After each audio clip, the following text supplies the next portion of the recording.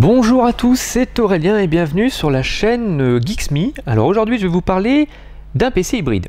Alors un PC hybride, qu'est-ce que c'est? C'est tout simplement un appareil qui se sépare en deux. D'un côté un écran qui fait aussi office de tablette et de l'autre côté un dock qui fait office de clavier. Alors en ce moment, les PC nouvelle génération ou hybrides connaissent un engouement croissant auprès des consommateurs, tout simplement parce qu'ils permettent d'allier deux types d'usages. Le premier, pouvoir travailler et utiliser les mêmes logiciels que sur un PC portable, classique on va dire, et deuxièmement d'utiliser son écran comme une tablette tactile pour consulter des news, ou encore pour jouer, ou pour surfer sur internet. Alors, selon le cabinet d'études Gartner, les PC hybrides pourraient représenter jusqu'à un quart des ventes de PC portables en France en 2014. D'où l'intérêt donc des fabricants d'être présents sur ce type de marché. Alors aujourd'hui, je vais donc vous parler du fabricant taïwanais Asus et de son PC hybride, le Transformer Book T100. Alors nous allons regarder ensemble les différents usages possibles avec ce produit, donc c'est parti pour une petite présentation. Voilà, je viens donc de sortir le Asus T100 de son emballage. On va pouvoir regarder ensemble toute la partie donc extérieure pour commencer, la finition, la qualité des matériaux. On parlera ensuite de la connectique et du système d'exploitation, donc Windows qui est installé dessus, et évidemment les différents usages. Donc commençons déjà par l'extérieur. Donc on est sur un produit qui a, comme je vous l'ai dit, coque en plastique, glossy, qui a tendance d'ailleurs à laisser pas mal de traces de doigts, peut-être que vous allez les voir avec la caméra. Donc on a tendance vraiment à avoir pas mal de traces de doigts. Bref, en dehors de ça, on peut toujours évidemment passer un petit coup de chiffonnette pour le nettoyer un peu. Mais sinon, le plastique est plutôt de bonne qualité, donc le design est assez sympa, assez réussi. Voilà, on a des bords ronds, arrondis, donc qui permettent vraiment d'avoir une bonne prise en main. Ici, on voit qu'il y a la charnière pour pouvoir tout simplement fixer la partie tablette sur le dock clavier, qui est assez costaud d'ailleurs. Donc ça, c'est une bonne chose de la part d'Asus, de proposer de toute façon sur la plupart de ces hybrides ce système de fixation assez costaud. Donc ça, c'est vraiment un bon point sur les produits hybrides Asus. Ensuite, donc au niveau poids, on atteint les 1 kg à peu près, puisqu'on a en gros 550 grammes pour la partie tablette et 520 grammes pour la partie dock clavier. Ensuite, sur les dimensions, ça fait 26,3 cm donc sur la longueur, sur la profondeur 17,1 cm, et l'épaisseur avec les deux, on retrouve donc avec la partie évidemment dock et tablette, on a 3,3 cm d'épaisseur.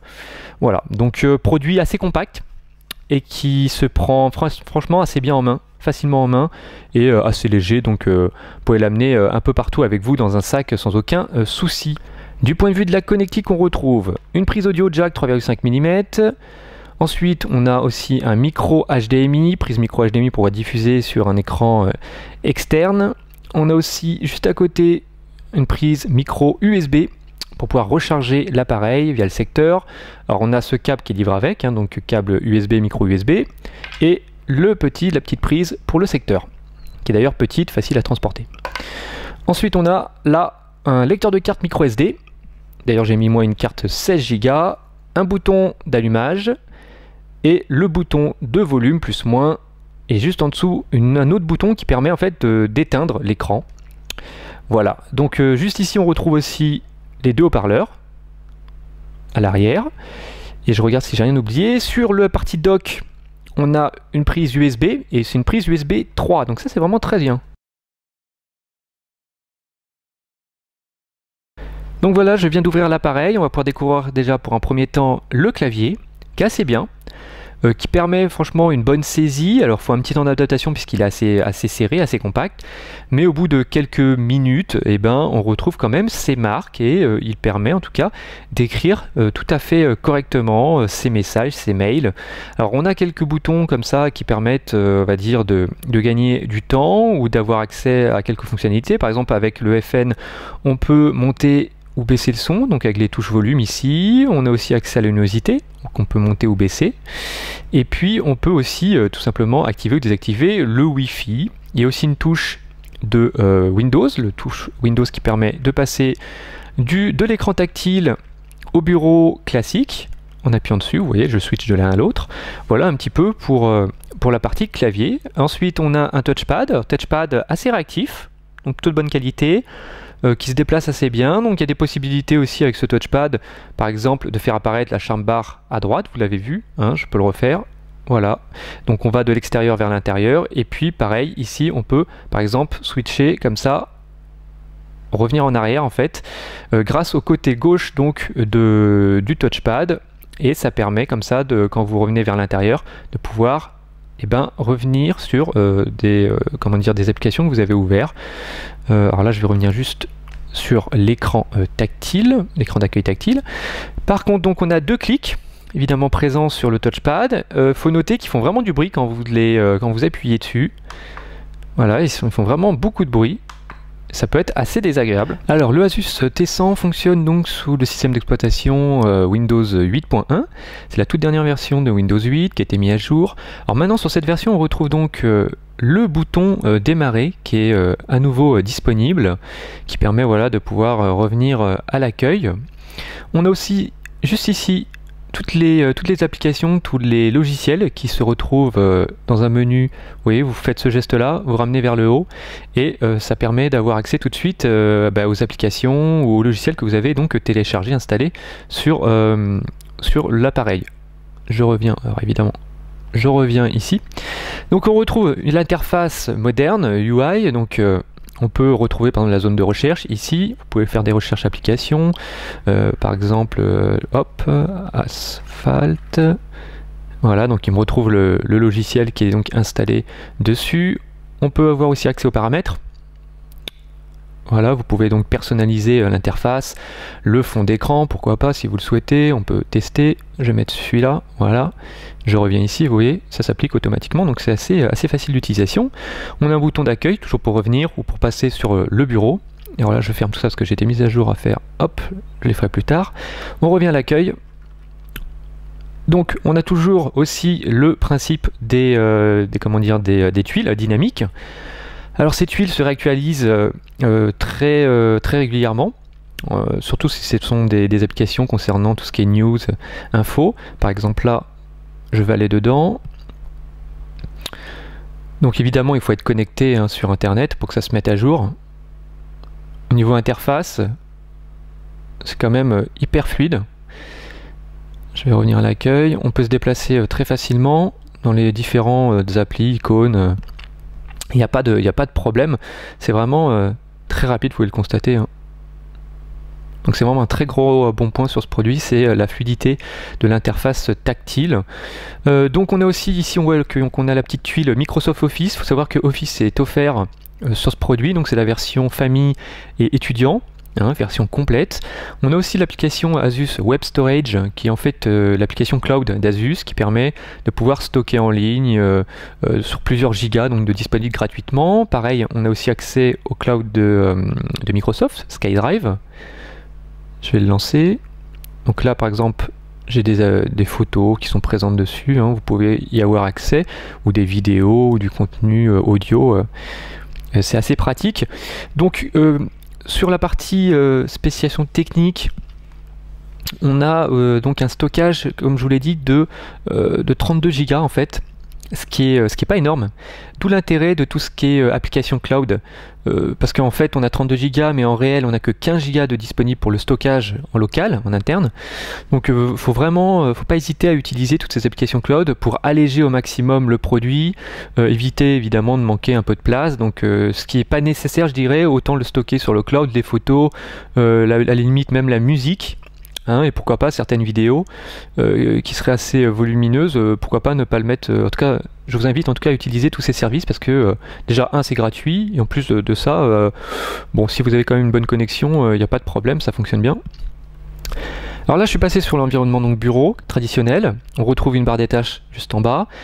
Donc intéressant sur ce produit, donc sous Windows. Sur Windows 8.1, mais version, c'est une vraie version, on n'est pas sur une version RT comme sur la Surface. Là vous pouvez installer n'importe quel logiciel, tous les logiciels disponibles sur les produits Microsoft, donc sur les produits Windows. Donc il n'y a pas de problème. Par exemple, un logiciel qui fonctionnait sous Windows 7 ou sous Windows XP fonctionnera sur ce PC. Donc c'est très intéressant puisque ça permet vraiment d'avoir un usage assez large, de pouvoir aussi bien on va dire travailler sur des logiciels peut-être assez pro, et puis en même temps de pouvoir installer des jeux, voilà. Donc il y a aussi voilà, il y a un double usage qui est assez intéressant sur ce produit. Par exemple là j'ai tout simplement fait un petit test, j'ai installé la suite Office, donc Excel et les versions 2007 pour voir si ça fonctionne, pas de problème. Vous pouvez les utiliser sans aucun souci. Autre petit avantage, le clavier évidemment pour la saisie est très agréable, très pratique. On retrouve vraiment tout ce qu'on a sur un PC, je dirais, normal, ces PC portables traditionnels. Donc le même confort d'utilisation. Donc très pratique pour de la production, pour travailler. Autre petite chose, j'ai aussi par exemple installé logiciel de montage vidéo. Alors là j'ai pas pris un logiciel très gourmand, je dirais, puisque c'est Movie Maker, donc il n'est pas forcément très gourmand, mais ça suffit pour ce type de, par exemple, d'appareil, permet de faire des petits montages assez rapides. Voilà, et puis on peut de toute façon quand même travailler. Voilà, donc si vous n'avez pas besoin d'un logiciel, je dirais, très gourmand, très lourd, des fois ce Movie Maker suffit largement pour faire des petites vidéos assez sympas, qu'on peut après évidemment poster sur les réseaux sociaux ou sauvegarder sur le cloud. Voilà, donc ça c'est assez sympa, une utilisation, pourquoi pas faire du petit montage vidéo. Après j'ai pas utilisé encore par exemple avec du Sony Vegas ou avec du Pinnacle, donc je sais pas si ça fonctionne bien. Si quelqu'un a installé ces logiciels, n'hésitez pas à donner votre avis sur genre dans les commentaires pour nous dire si ça fonctionne bien. Peut-être que j'utiliserai, peut-être que je les installerai d'ici là. Ensuite, on peut évidemment utiliser n'importe quel navigateur web. Là j'ai installé Chrome. On va voir, alors je vais le lancer, voilà. On peut faire une petite recherche, on va voir si la navigation est rapide. Donc là, je vais sur le site de l'équipe. On va voir donc l'affichage. Je vais me déplacer avec les flèches. Voilà, je peux aller plus vite. Et l'affichage a été très rapide, aucun souci. Je vais me déplacer dans un article, voilà, je vais cliquer. Et on voit que, en tout cas, c'est apparu très vite. Donc c'est vraiment, bah voilà, ça fonctionne bien, il n'y a pas de problème sur tout ce qui est web. Pareil, hein, sur l'interface tactile, je dirais, la navigation est tout à fait acceptable, il n'y a pas de problème. On peut évidemment regarder aussi des vidéos assez lourdes, hein, par exemple même du Full HD, il n'y a aucun problème, en MKV, ça passe. Donc le processeur qui est donc du Betrail, hein, Atom, donc c'est une nouvelle génération, 4 cœurs, avec une fréquence d'1,33 GHz, permet franchement de décoder les vidéos HD sans aucun souci. C'était pas le cas à l'époque, ce sont des premiers Atom, on se rappelle en 2008-2009, les premiers netbooks avaient du mal vraiment à faire tourner correctement, à lire en tout cas les vidéos Full HD, et là franchement maintenant il n'y a plus de soucis. Par exemple là je peux vous faire une petite... Alors évidemment, hop, je vais recommencer, voilà c'est bon. Donc là, aucun souci, ça fonctionne très bien. Donc la qualité d'écran est bonne, hein, une belle qualité d'écran. Par exemple, alors j'ai fait des petits tests, hein, des petites mesures avec toujours une petite sonde, pour voir un petit peu au niveau de la luminosité, au niveau des couleurs, au niveau des contrastes, voir ce que ça donne. Le contraste est bon. Environ 1000 pour 1, donc pas de souci de ce côté-là. Par contre, au niveau des couleurs, ça manque un petit peu de justesse. On a un delta E un peu élevé, mais bon, par rapport évidemment à la gamme de produits, ça va. La gamme de prix du produit, ça reste correct. Et puis on n'est pas sur un appareil, je dirais, on n'est pas sur un écran art graphique, etc. Donc c'est tout à fait acceptable. Donc là, fluidité, hein, je peux me déplacer, alors soit avec le doigt ou avec la souris.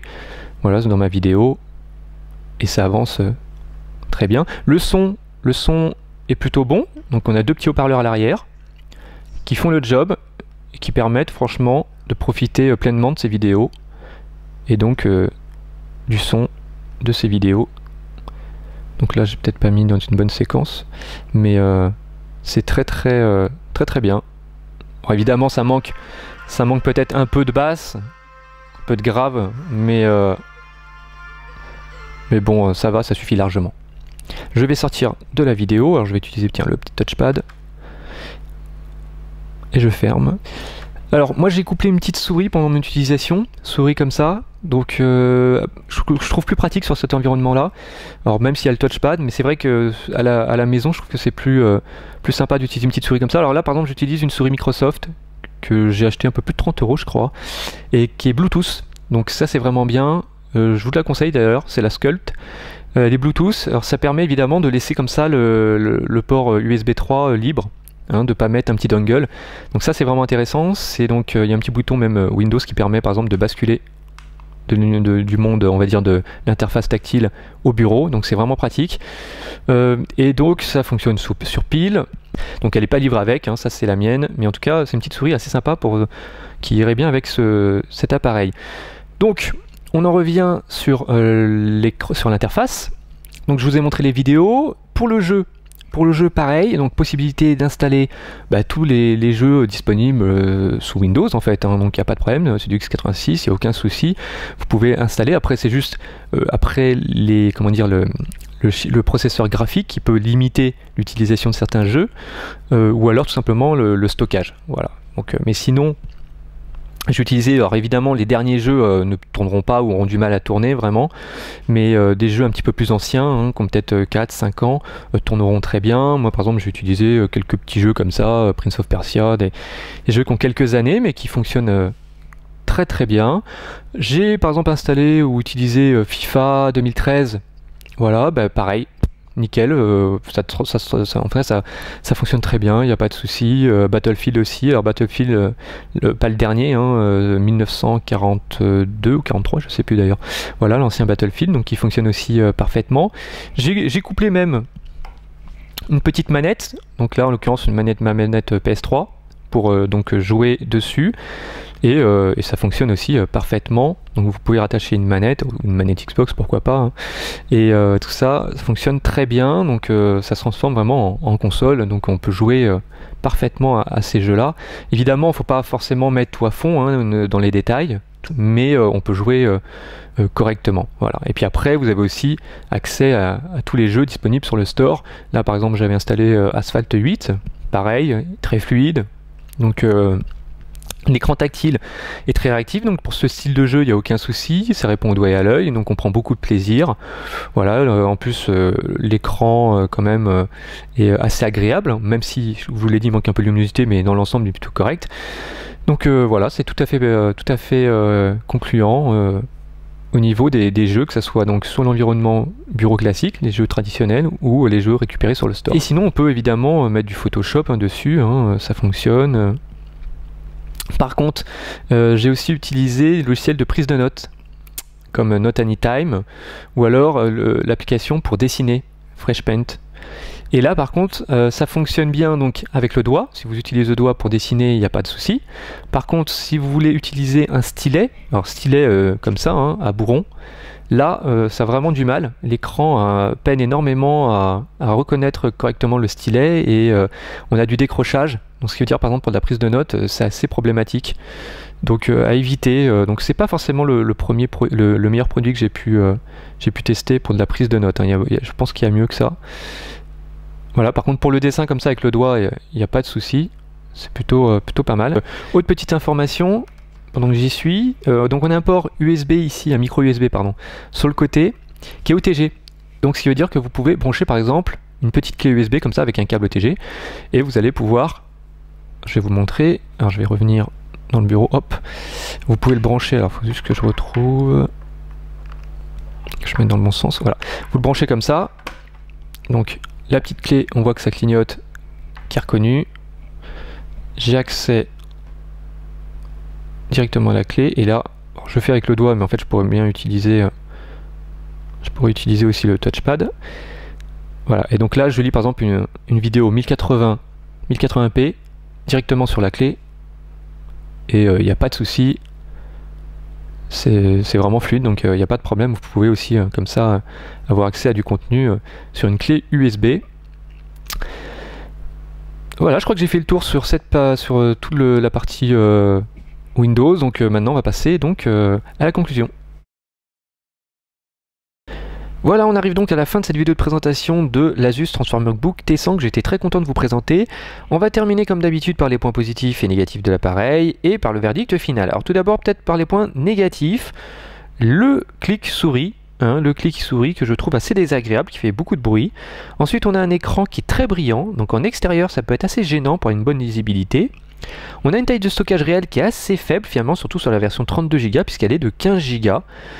Donc il est absolument impératif de vous munir d'une carte micro SD pour pouvoir augmenter vraiment cette taille de stockage et pour pouvoir avoir un peu plus de place.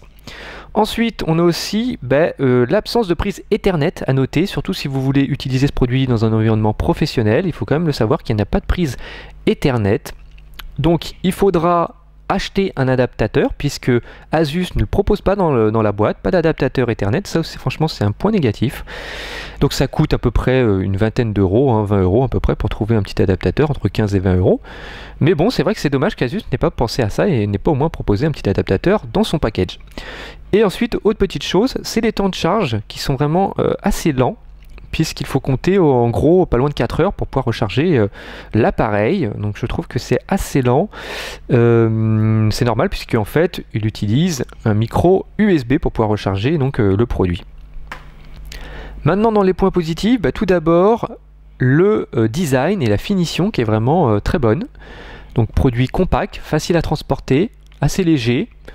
Et puis en plus de ça qui est qui est très silencieux puisqu'il n'y a pas de ventilation, donc ça c'est aussi un gros point positif aussi. Le clavier physique est franchement assez agréable à utiliser, hein. Au début on peut trouver ça un peu serré, un peu petit, mais au bout de quelques minutes on arrive facilement à retrouver ses repères et franchement c'est très pratique pour taper ses mails, pour faire du traitement de texte, voilà, donc très agréable. Ensuite la présence du lecteur de carte micro SD, donc ça aussi c'est un gros point positif. Et puis on a sur le côté ici le port USB 3 qu'il ne faut pas oublier, qui va vous permettre de pouvoir pencher des disques durs ou des clés USB 3 et donc de pouvoir faire des transferts assez rapides, donc ça aussi c'est une bonne chose.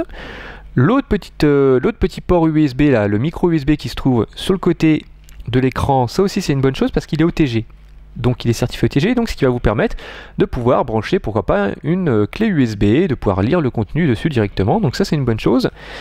Et on a aussi une tablette, un PC qui est compatible Wi-Fi, donc ce qui va vous permettre de diffuser le contenu de votre écran sur pourquoi pas une télé ou un vidéoprojecteur. Alors, vous pouvez utiliser si vous souhaitez un petit adaptateur comme le Push-to-TV de Netgear et vous pourrez comme ça regarder votre contenu sur un écran externe, donc ça c'est une bonne chose. À noter par contre qu'il y a quelques petites saccades avec les jeux, avec les vidéos HD, donc faites quand même attention en fonction de votre utilisation. Si c'est pour par exemple regarder des photos, il n'y a pas de souci. Par contre pour la vidéo HD et pour le jeu, il y a quand même quelques petites saccades. Ensuite on continue avec la présence du pack Office, donc famille et étudiant 2013 offert, hein, donc ça c'est plutôt aussi très sympa. Donc c'est une version complète, donc ça c'est une très bonne chose. Voilà, donc verdict final.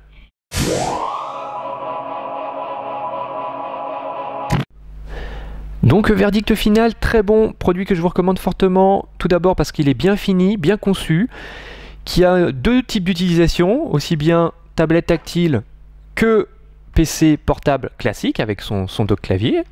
Donc vraiment très pratique à emporter, petit, compact.